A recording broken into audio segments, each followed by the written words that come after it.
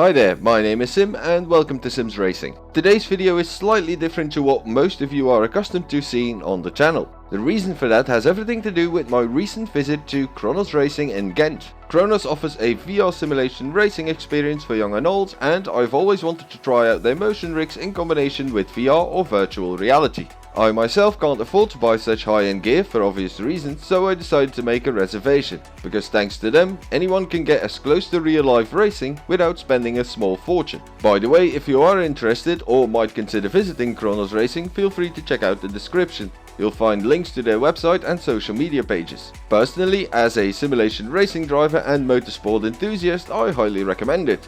Now, when my session was over, I started talking to David and Tommy, the two people behind Chronos Racing. After a while, we came up with an idea of sorts to perhaps help one another out. You see, each month they organize an event called Race of the Month. Simply put, each month anyone is welcome to set a quick time in a particular car on a specific circuit. You can try improving your time as often as you want, and at the end of the month, the top drivers in each of the three classes are awarded with fantastic prizes worth around €1,000 combined. Now, as many of you know, in the past I've created guides for Dirt Rally 2.0 on how to be quick in a certain location. So the idea was to put together a similar style of guide for the specific circuits used during their Race of the Month events in order to help drivers to be quick or figure out where specifically they are still losing precious time. And well, after a bit of recording and editing, here we are. Welcome to the guide for Chronos Racing's Race of the Month for June. This time around you will be competing in a touring car at Zolder, one of Belgium's most famous circuits. The car of choice for the amateur class this month is the iconic BMW 320 touring car, which has a playful handling thanks to its rear-wheel drive. In order to help drivers find their way around the circuit and hopefully set a strong time, we'll be taking you for a ride along with one of our crew members, providing you with tips and tricks on how to tackle the many corners at Zolder. So without further ado, let's get into it. Before we analyze each corner individually, it's important to go over some of the more important basics.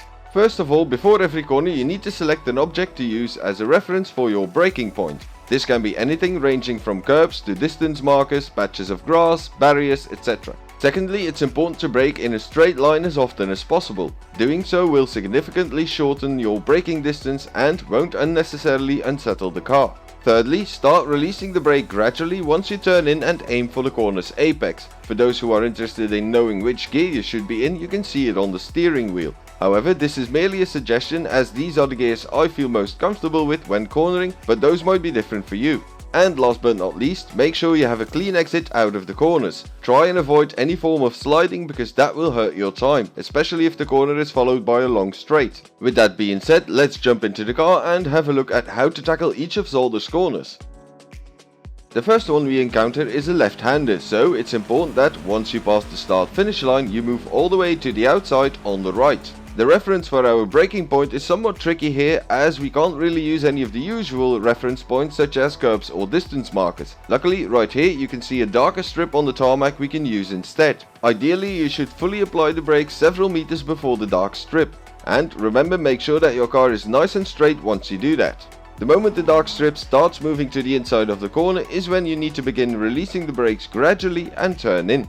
The apex you are aiming for is the curb on the inside. However, be careful because even though it is the quickest way around, the bumpy curb could upset the car, resulting in the rear stepping out. Try hitting it with minimal steering input.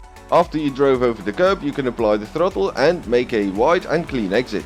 The second corner is a right-hander, so after the exit you will have to move over to the left side of the circuit. As a braking point reference we have two options. The first one is a few meters before the edge of the pit lane exit, the second one is when the light patch of grass on the outside ends. The corner's apex is quite late, so don't turn in too soon. The moment we initiate the turn in is a couple of meters before the white line that crosses the tarmac. The apex of the corner can be recognized by the extra section on the inside of the curb right here.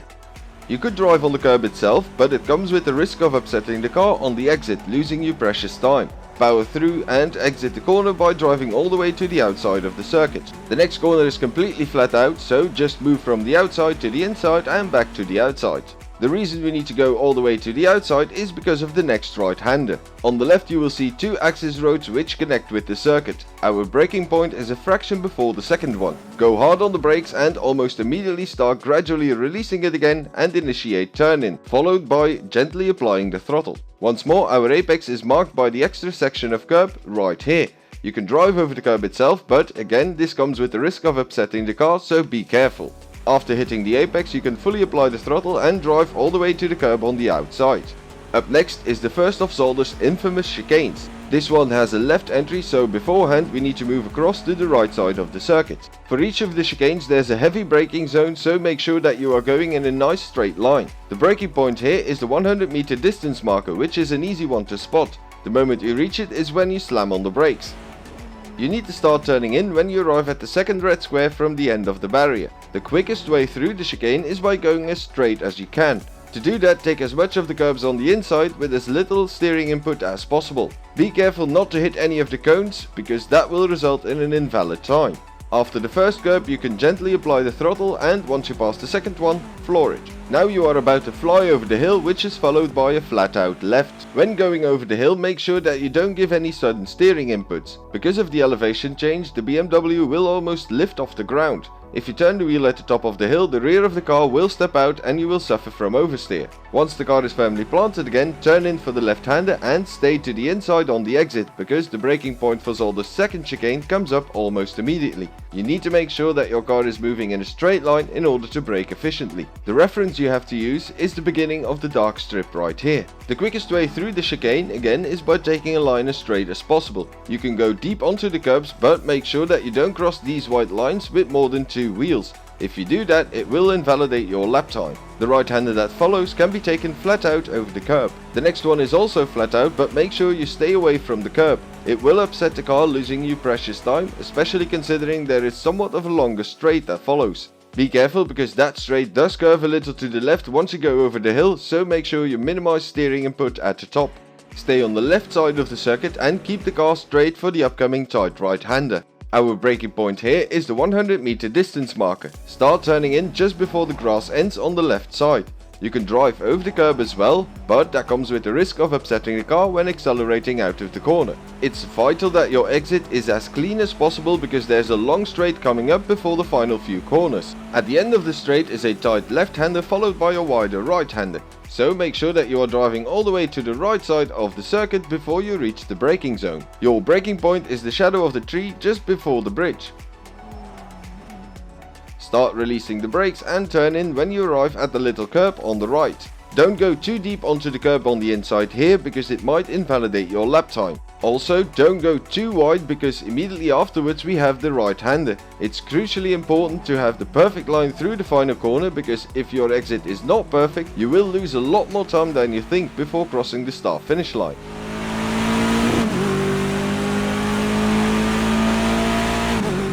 So there you have it. A quick guide on how you could improve your times on Zolder with the BMW 320 touring car for June's race of the month. Chronos Racing thanks you for watching, and best of luck out there on the circuit.